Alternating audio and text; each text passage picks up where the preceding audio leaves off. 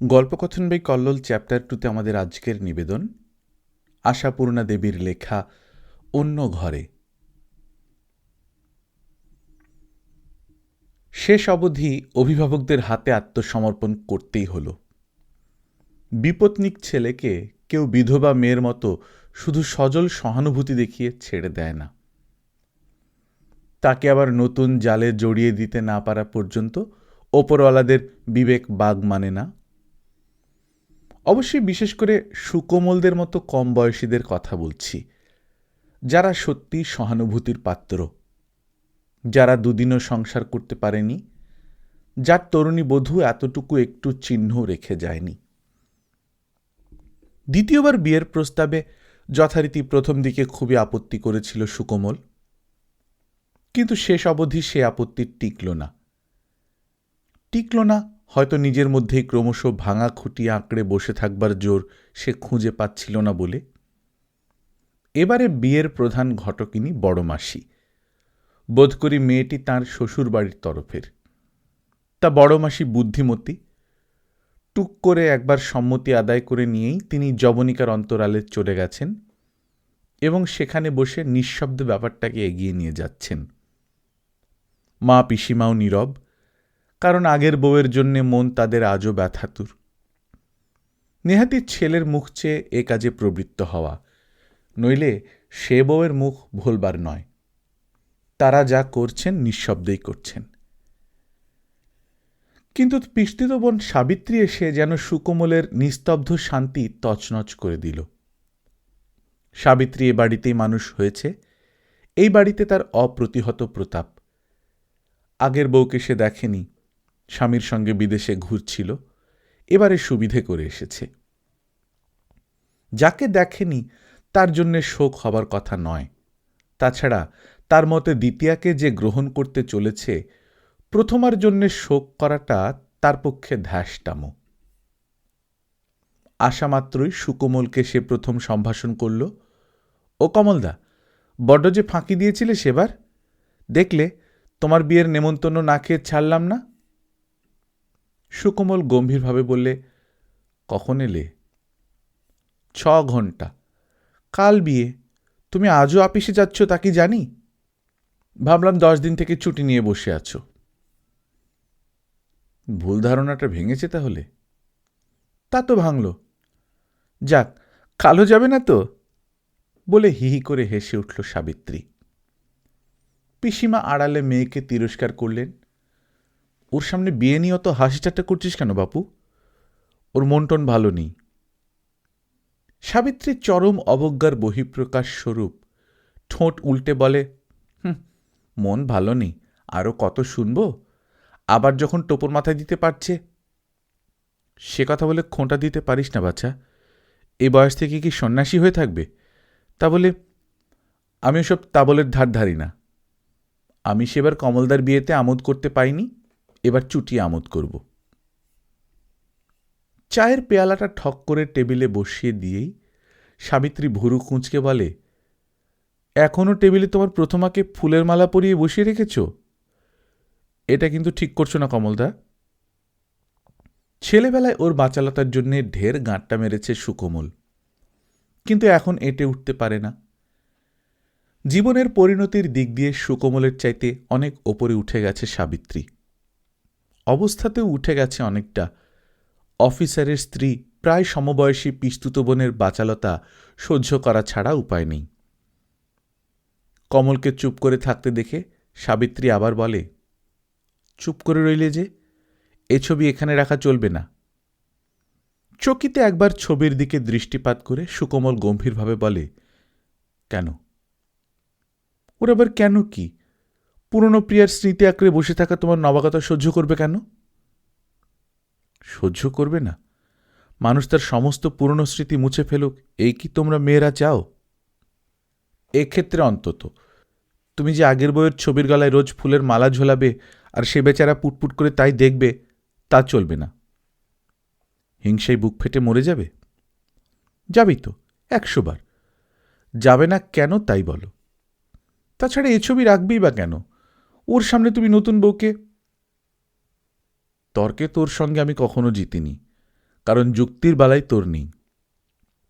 তর্ক করব না, শুধু জিজ্ঞেস করি, তোদের মেয়েদেরও তো মৃত সন্তানের ছবি সামনে ঝুলিয়ে রেখে পরবর্তী শিশুটিকে আদর করতে কই বাধে না? সাবিত্রী নাক সিটকে গালে হাত দিয়ে বলে, ও মা, কি ঘেন্নার কথা! কিসের সঙ্গে কিসের তুলনা! ছি ছি, না, বুদ্ধিশুদ্ধি তোমার লোপ পেয়েছে কমলদা। কেন, বুদ্ধিহীনতার কি প্রমাণ পেলে?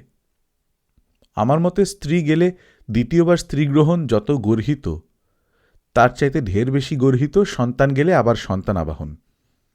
সেই মাতৃস্নেহই তো আবার উজাড় করে দেবে নতুনকে, দুধ খাওয়াবে, ঘুম পাড়াবে কোলে করে, কোথাও বাঁধবে না। স্ত্রী তো তবু পরের মেয়ে। সাবিত্রী অভ্যাসে সাদা ঠোঁটের ভঙ্গি করে বলে, পাগলের পাগলামি শুনে তার সংসার চলবে না। মোট কথা, এই ছবি অন্তত এত চোখের সামনে রাখা হবে না। রাখতে হয় তো এইখানে।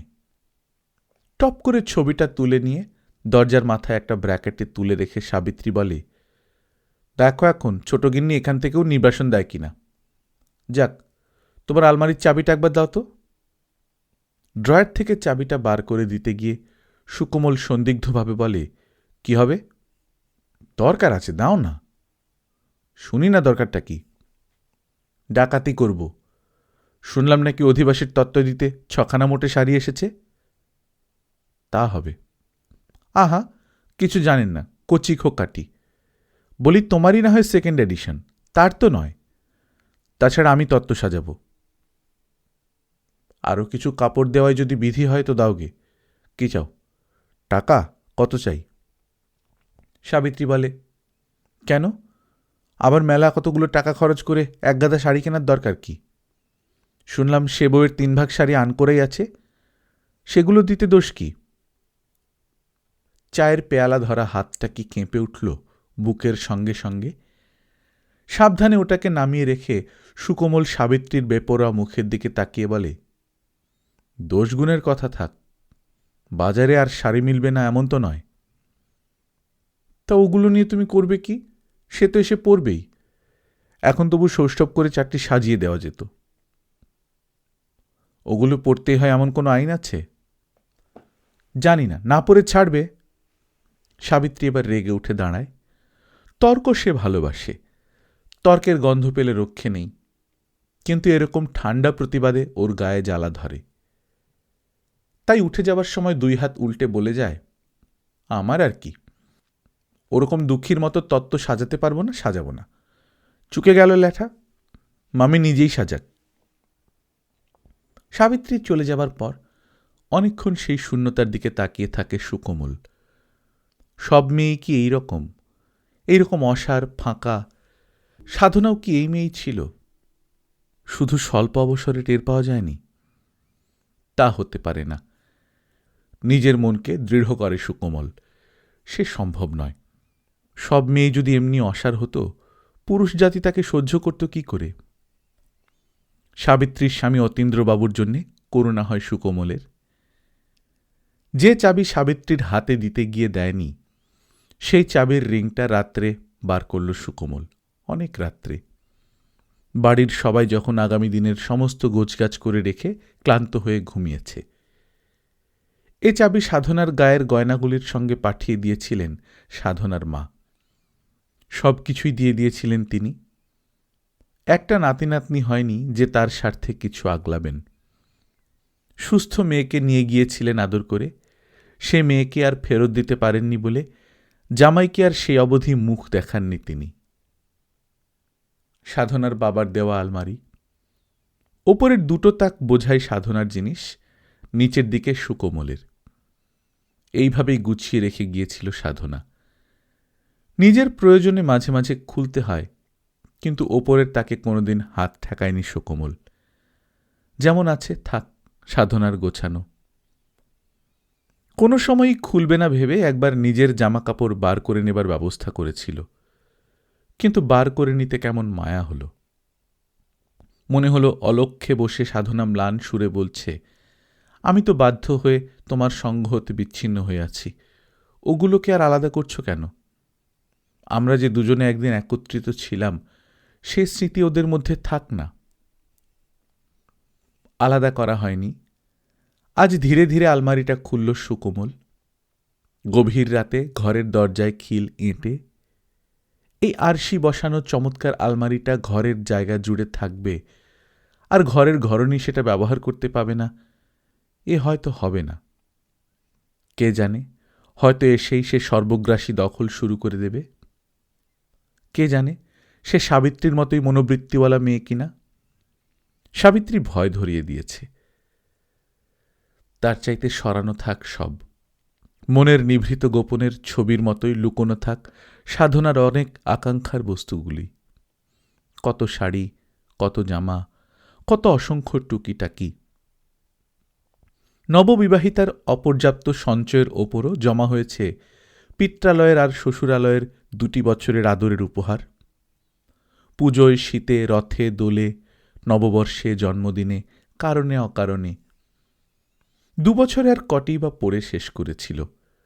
বাপের বাড়ি যাবার সময় নিয়েও যায়নি কিছু, শুধু পরিপাটি করে গুছিয়ে রেখে গিয়েছিল। সাধনার হাতের গোছানো জিনিসগুলি স্থানভ্রষ্ট হলো এতদিন পরে। সমস্ত জিনিসগুলো বিছানার উপর স্তূপীকৃত করে যেন ক্লান্ত হয়ে একটু বসল সুকোমল। জামা কাপড়ের অন্তরালে এত ছেলেমানুষি জিনিস ছিল কে জানত। কৌটোই কত, একটি প্লাস্টিকের কৌটোয় 4টি কাঁচের চুড়ি, একটি কাগজের বাক্সে নানা রঙের পশমের নমুনা, ছোট্ট কৌটোয় সোনালি টিপ, উপহারে পাওয়া হরেক রকমের সিঁদুর কৌটো, একটি কাশ্মীরি কাজ করা কাঠের বাক্সে যত্নে তুলে রাখা আছে সুকোমলের কাছে পাওয়া স্বল্প কয়েকখানি চিঠি। সাধনার প্রকৃতিটাই কি এমনই গোছানো ছিল, না সে মনে মনে টের পেয়েছিল চিরদিনের জন্য বিদায় নিচ্ছে? না, তা ভাববে কেন? এতটুকু অসুস্থতার আভাস নিয়েও তো যায়নি। গিয়ে জ্বর হলো আর মারা গেল। না, এসব কাউকে দেখতে দেবে না সুকোমল, লুকিয়ে সরিয়ে রাখবে। এই অতৃপ্ত বাসনার বস্তুগুলির ওপর দস্যুতা সহ্য করতে পারবে না সে। খাটের তলায় একেবারে ভেতরের দিকে ঢোকানো ছিল একটা মস্ত বড় স্টিল ট্রাঙ্ক, সাধনার বিয়ের। নিচু হয়ে অনেক কষ্টে ট্রাঙ্কটাকে টেনে বার করল সুকোমল, আস্তে আস্তে নিঃশব্দে। এই ট্রাঙ্কটাই শেষবারে বাপের বাড়ি নিয়ে গিয়েছিল সাধনা। এর মধ্যে করেই আবার তার ব্যবহৃত সম্পত্তিগুলি ভরে ফেরত পাঠিয়েছিলেন সাধনার মা। সে অবধি এমনি সরানো আছে চোখের সামনে থেকে। দৈহিক ব্যথার জায়গাটাতেও যেমন হাত দিতে ভয় করে, মানসিক ব্যথার স্থানটি স্পর্শ করতেও তেমনি ভয় করে বইকি। সাবিত্রীদের হয়তো করে না, তবু অনেকের করে। এই ট্রাঙ্কের চাবিও রিঙে আছে। আলমারি খুলতে তেমন কুণ্ঠা আসে না, যেমন আসে বাক্স খুলতে। তবু খুলে ফেলল সুকোমল। ঘুমন্ত ডালাটা যেন একটা মৃদু আর্তনাদ করে দাঁড়িয়ে উঠল। গয়নার বাক্সটা আর সামান্য কিছু শাড়ি জামা, যেগুলি কয়েকদিন পরবে বলে নিয়ে গিয়েছিল, আধখানা ব্যবহার করা একটা স্নোর শিশি, মলিন হয়ে যাওয়া প্যাড সমেত আধা কৌটা পাউডার। সাধনার মাও কি সাবিত্রীর দলের?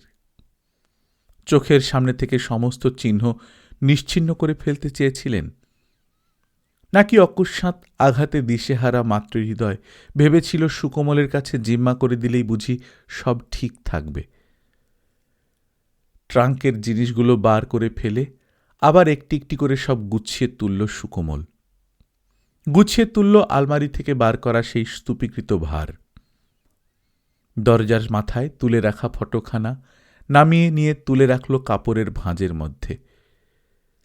মনে মনে যে কথা সহস্রবার বলেছে সেই কথাই চুপি চুপি উচ্চারণ করল, আমায় ক্ষমা করো সাধনা।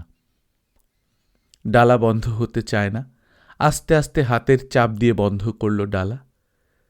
তারপর চাবিটা কলে ঢুকিয়ে অনড় হয়ে বসে থেকে এক সময় আরও আস্তে ঘুরিয়ে দিল, যেন শুধু সাধনার জীবনের এই বস্তুর সঞ্চয়গুলিই নয়, আপন হৃদয়ের সমস্ত সঞ্চয়ও নিভৃতে কোথাও লুকিয়ে রেখে চাবি বন্ধ করে ফেলল সুকোমল। এ সঞ্চয়ের ওপর কারো হাত পড়তে দেবে না। এ সঞ্চয় সরিয়ে রাখবে এই ঘর থেকে অন্য ঘরে।